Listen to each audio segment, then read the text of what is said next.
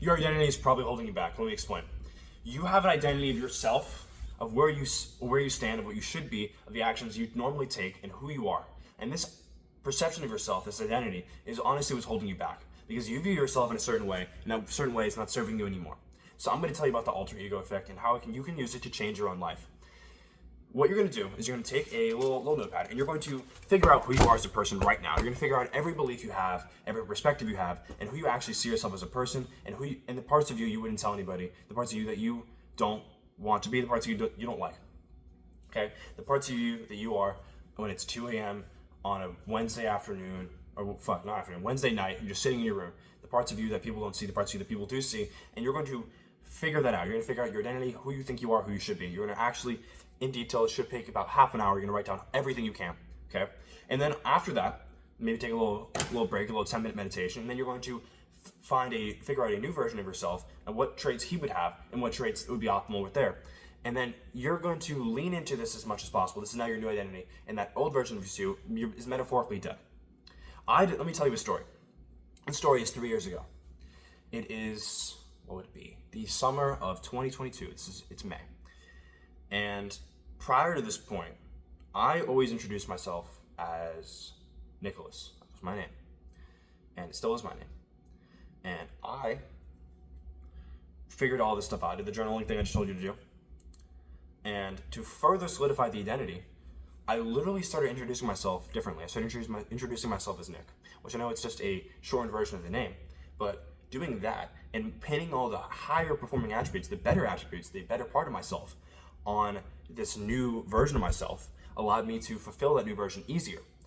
You want to change as much of yourself as possible, okay? So even if you like your hair, get a different haircut. Get a trim, get something different, okay? Start dressing differently. Start doing things differently that, although have nothing to do with your goals, nothing to do with your success, indicate to yourself and to your mind and to your spirit that you are now a different person, that you are a changed person, or that this person never existed before, and you are now living like a person that is different. So in that changed version of yourself, you're going to write random different things, maybe things that you admire in other people that you want to emulate. And in that, you're going to get as specific as possible. You're going to include the type of women he likes. You're going to include the way he dresses, the way that he looks. And you're going to try to emulate this person as much as you can. You're going to, metaphorically, like I said, kill the person that's behind this. There's a great book on this. I'm not gonna lie, I didn't even finish the book, but it's a good book. It's called Psycho-Cybernetics, and it talks about identities and how you can change your identity to become a better version of yourself, or just a different version of yourself, because what's actually holding you back is your perception of self. I wish I had a rubber band right here to explain it to you. But, you know what? We're gonna destroy a water bottle to show you this. Actually, we're not using water bottle. We're using a clip, okay? This shit. Ideally, it'd be a rubber band, but you pull the rubber band, we're going to open the clip, we're going to open it, and there's this gap, this is change. It's now in a changed state than it was right here. And as you pull the rubber band, it stretches into your position backwards. But eventually, as the pressure builds up from your identity, the pressure will always build up for you to revert to your identity, whatever that may be. As I pull this thing back, it snaps back to where it is. You pull the rubber band back, it snaps back to where it was. And growth is the same thing in the same way. The rubber band can be stretched and it will actually gain a little bit of elasticity, it will gain a little further in growth. The same way with your identity, your perception, your actual position in self. You can stretch it pretty far, but eventually the rubber band will snap, or before it snaps, it will end up in the position it started in. What will be way easier than stretching the rubber band? You'll be moving it from one position to the other. You'll be taking the rubber band and moving it from one side of the room to the other. That's a way faster and way more effective way of growing that involves less struggle and less pain. So the actual advice I can give you is to instead of trying to stretch the rubber band, to stretch your identity, just change your identity to begin with. Change what you see yourself as, and the goals will align to that.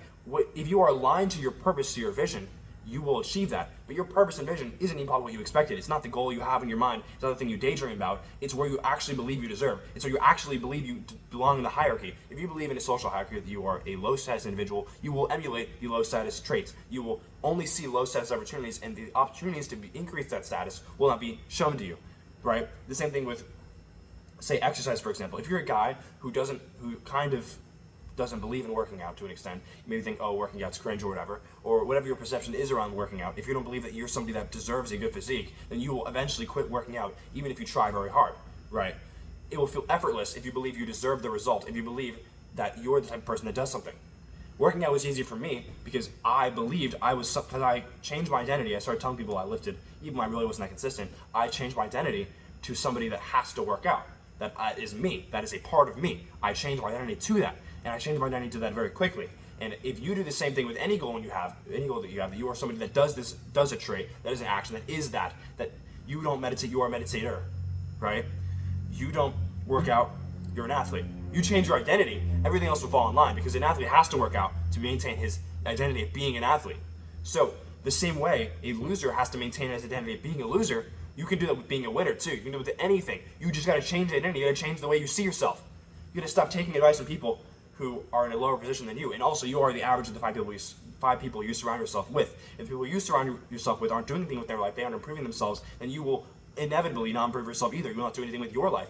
And this could mean a degree of solitude is needed for you to achieve your goals because the people you often hang out with are holding you back to a degree. This isn't me telling you to cut off and be an asshole to your friends. I'm not telling you to do that. This is me telling you that maybe you need to spend more time alone and not always go to the plans that you see hurting yourself. I'll give you an example. There was an old friend group I had a few years ago, 3.5 years ago. And they're great people, but my conditions, but I associate them with a period of my life when I wasn't as successful in a way. And it's nothing to do with them, it's everything to do with me because they have actually improved and grown too. But I associate having them as close friends with me, for example, not being as consistent in the gym or being a gooner and stuff like that. So in fact, whenever I hang out with them, very rarely, whenever I see them, like it's almost like a form of reunion, I often slip back into these habits, not for any reason to do with them, but simply because I associate that identity, that person that was friends with them, that identity with these things. Even though it's nothing to do with them, it's everything to do with me. So you gotta change your own identity, you gotta change the way you view yourself to achieve anything, okay? You gotta start asking yourself, who do you want to be and who are you now? And why do you believe you are a certain thing and who told you that these things aren't possible? There's also a limiting mindset that you definitely have for yourself that you need to destroy. You need to destroy that as fast as possible. You can't let it control you. All right? And you just need to embody the habits that you need to, in that identity, construct the habits that this person would do. What time would he wake up? What time would he go to sleep? What would he do on his Friday night? You need to start becoming that person. You need to start becoming that thing that is successful. That's what you need to be. You need to start being an identity that's ahead of you. Instead of being stuck with an identity that's behind you, you need to force your identity to be ahead of you. You need to force, through extreme psychological struggle and change, a greater version of you, a higher version of yourself. Honestly, guys, that's all I have for today. Love you guys.